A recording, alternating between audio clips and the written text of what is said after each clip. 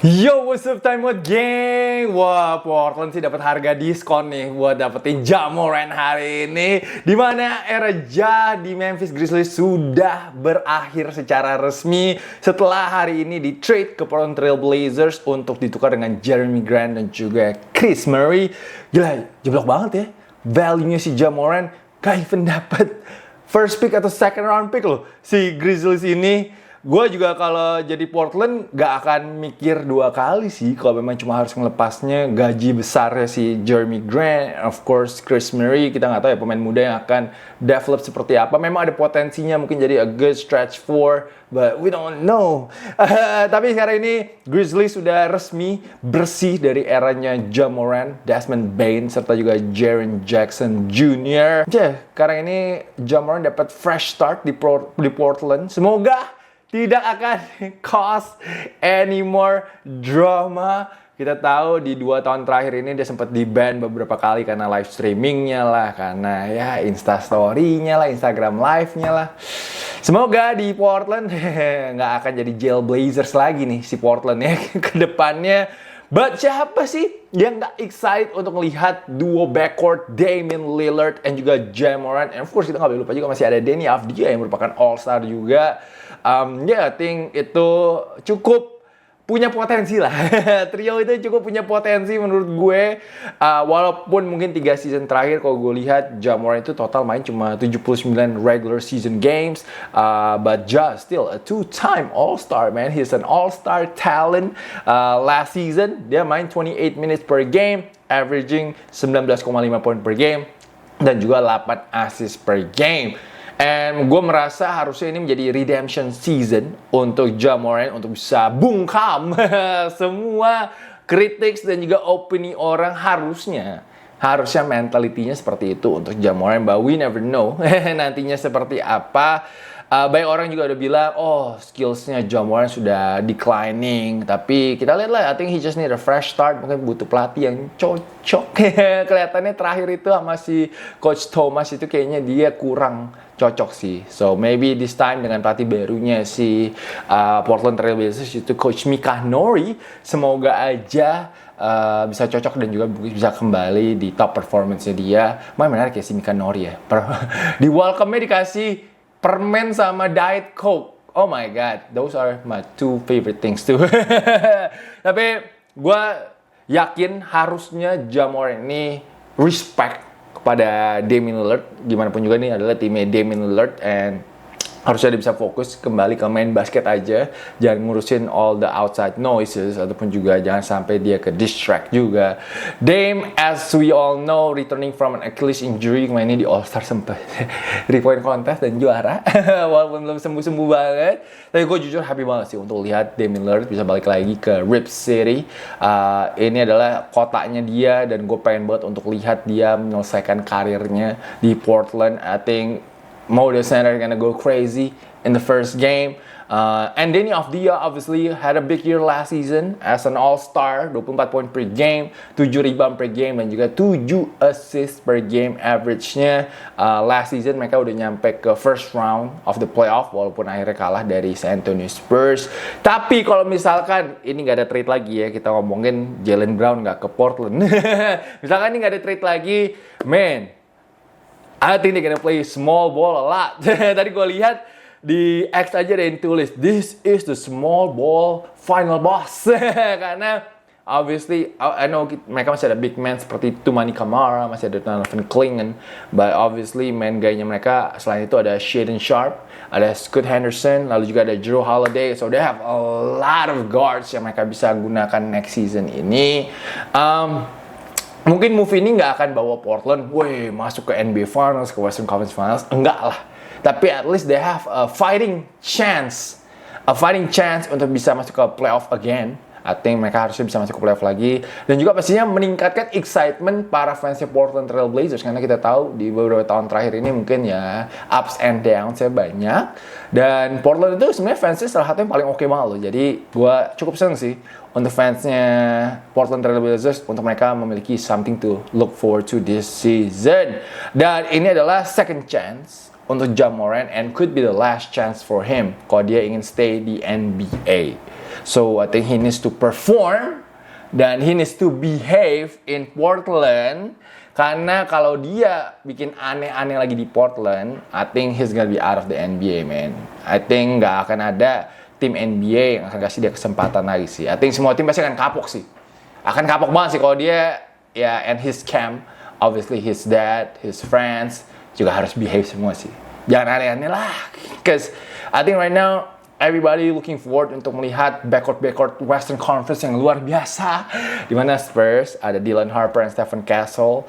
Ya, termasuk juga ada De'Aaron Fox.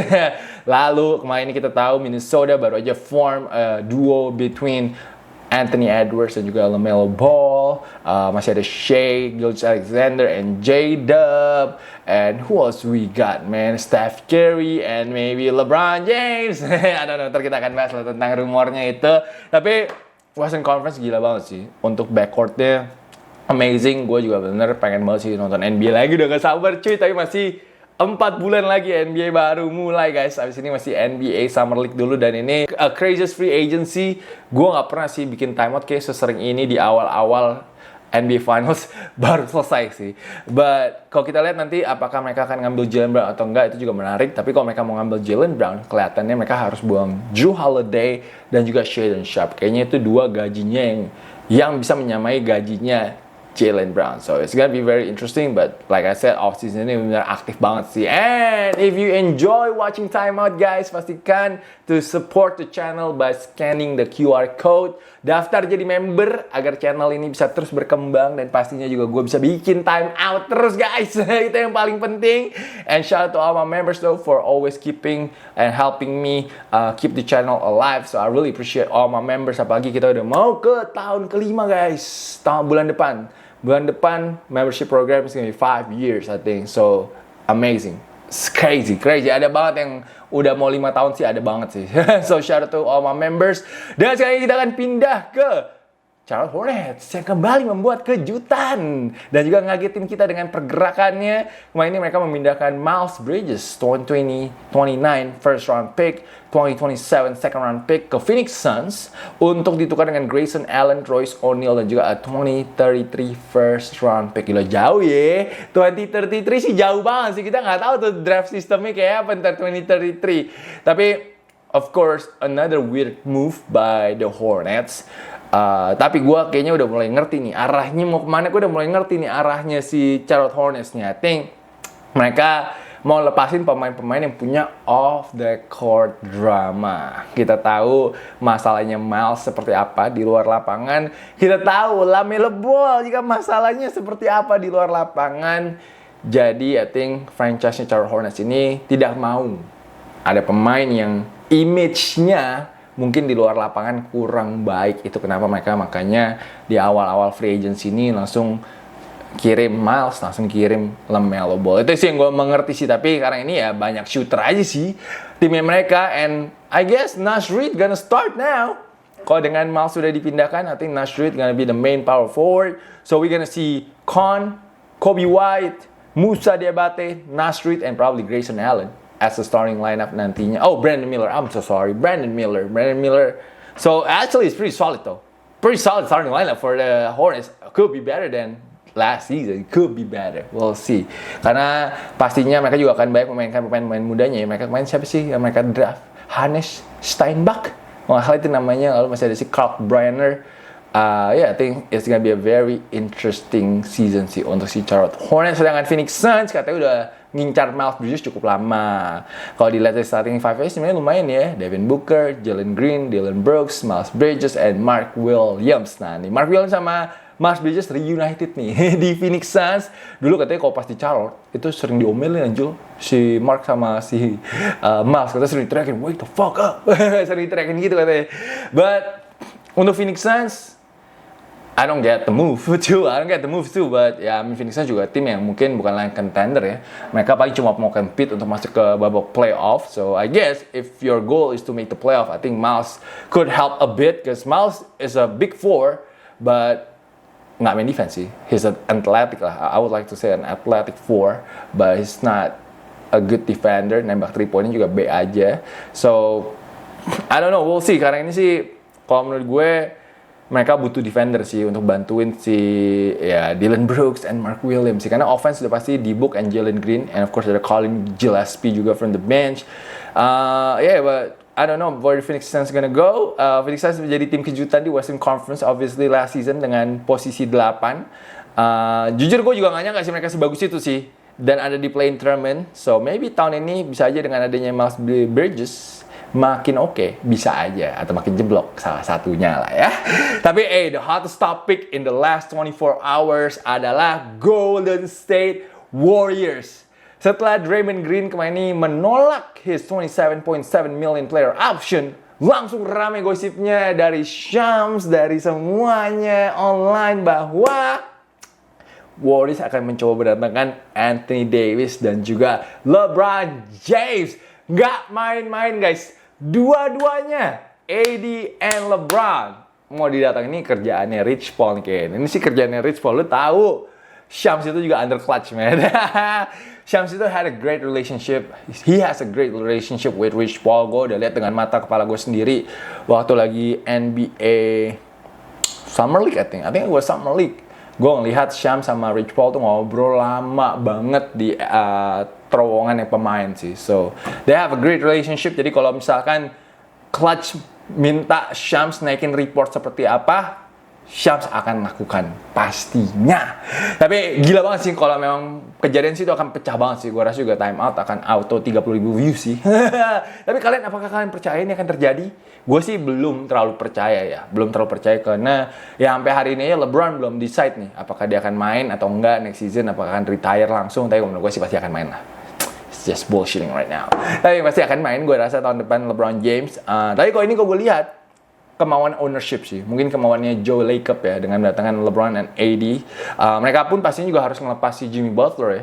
Nggak mungkin ada Jimmy Butler karena itu nggak mungkin masuk salary cap-nya. So, they have to release Jimmy Butler first.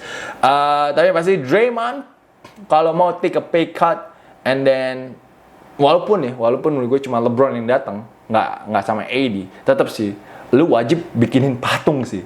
Lu wajib bikinin patung buat Draymond di depannya Chase Center sih.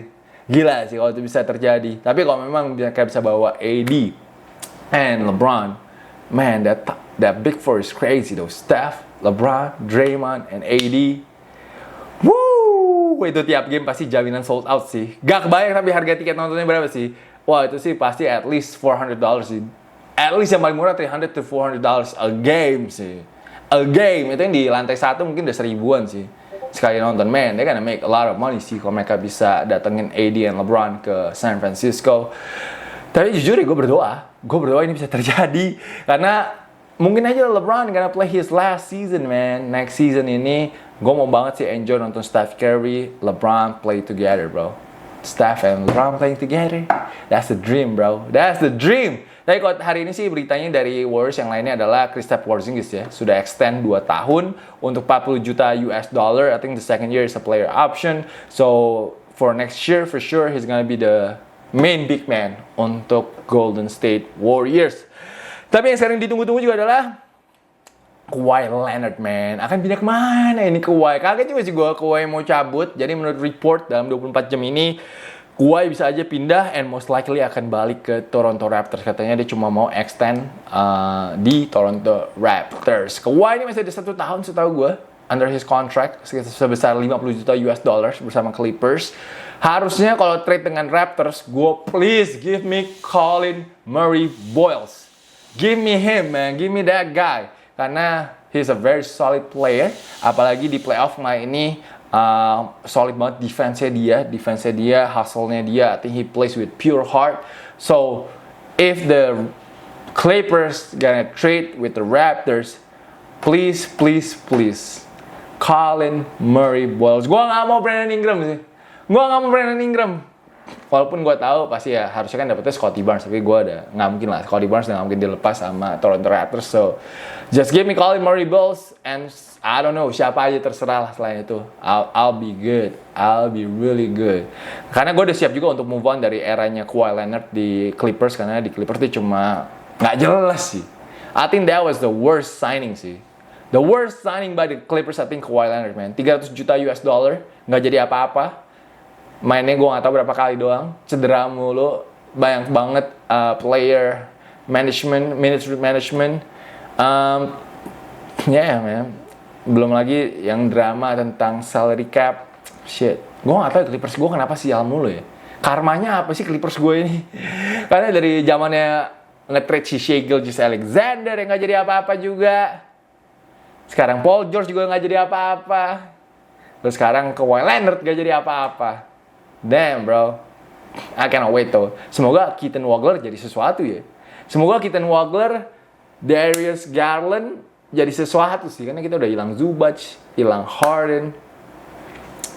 Damn, we going to really a rebuilding mode sih. Damn, kayaknya Clippers gue akan jadi hang tuah nih kayak next season sih. Shit. But yeah, semoga ya besok beneran pindah sih si Kawhi Leonard. Kita juga masih nungguin Jalen Duren. Jonathan Kuminga declining his player option. Kalau nggak salah player option sih. And then Quentin Grimes juga maybe mau ke Lakers bersama Gary Trent Jr. That's gonna be fun. Tapi yang pasti kalau Landry Shamet tadi udah deal juga dengan New York Knicks. Kemarin juga Alvarado udah deal with New York Knicks to come back. Lumayan ya, Knicks bisa keep Landry Shamet and Jose Alvarado. Those two were really solid in the NBA Finals. Lumayan lah, mereka nggak terlalu banyak perubahan sih. Jadi selamat untuk para fans New York Knicks. So itu dulu time outnya. Sebentar lagi gue akan ke Pondok Indah Mall. Semoga bisa lihat Kyrie dari jauh. Semoga akan ada vlog juga. I'm gonna try to vlog when I get there. But once again, thank you so much though guys for always supporting. Thank you so much for watching time out hari ini. I really appreciate everybody. Kalau gitu guys, thank you guys for watching and I'll see you guys again very soon. Peace out everybody.